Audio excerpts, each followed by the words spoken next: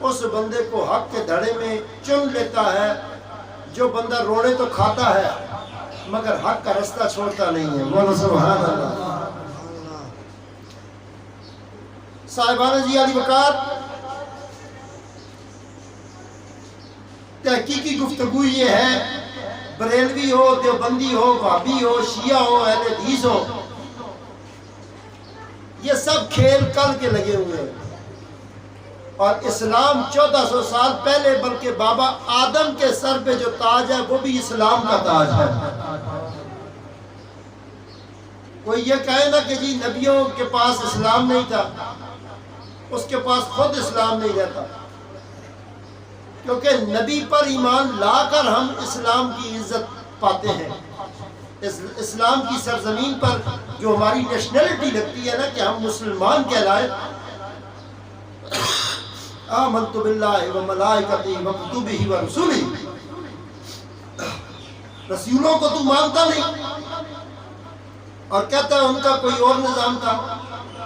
اور قرآن یہ کہتا ہے کہ ابراہیم علیہ السلام نہیں، کچھ اور نہیں تھے، نہ یہودی تھے نہ نصرانی تھے، ابراہیم علیہ السلام مسلمان تھے. بولو سبحان اللہ. یہ قرآن کہتا ہے. تو صاحبو، حق و باطل کی تفریق کی طرف جب ہم نکلے، ہم نے دیکھا کہ حق کہاں ہے. ہم نے رسالت مآب صلی اللہ علیہ وآلہ وسلم سے پیچھے کے جو واقعات گزرے ہیں، ہم نے قرآن سے وہ جس کو لوگ کہتے ہیں قصے کہانیاں، اللہ اتنا ڈاڈا ہے، وہ سارے قصے کہانیاں قرآن میں لکھ چھوڑی ہیں. آدم کا ذکر بھی ہے، موسیٰ کی بات بھی ہے، یوسف کا ذکر بھی ہے، حتیٰ کہ ذکر کرنے پہ آئے تو کتوں کا ذکر بھی کر دیتا ہے. اصحاب کہف کے کتے کا ذکر ہے قرآن میں. ذکر کرنے پہ آئے تو فرعون کا نام بھی لکھ دیا اس نے، ذکر کرنے پہ آئے تو شیطان کا نام بھی لکھ دیا اس نے.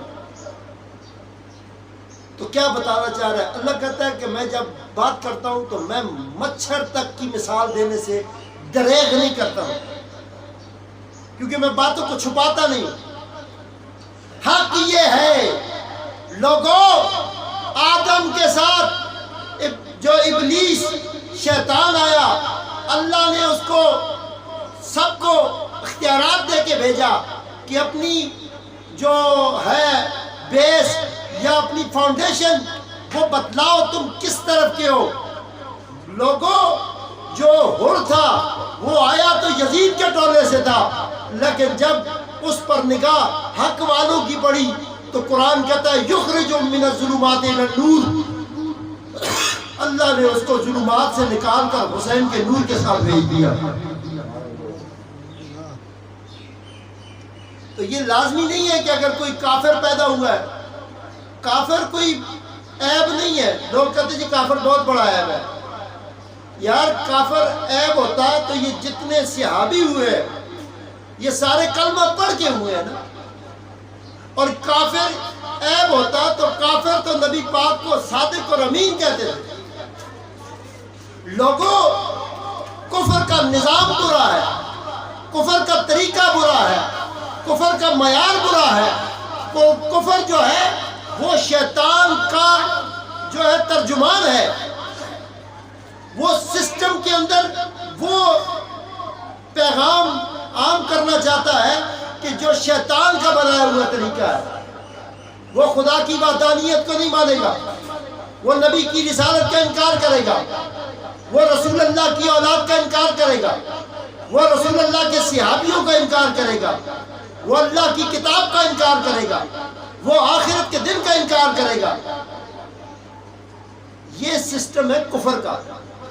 لیکن حضرت عمر بن خطاب تلوار لے کے آتے ہیں اور رسالت مآب صلی اللہ علیہ وآلہ وسلم کو قتل کرنے کے ارادے سے آتے ہیں.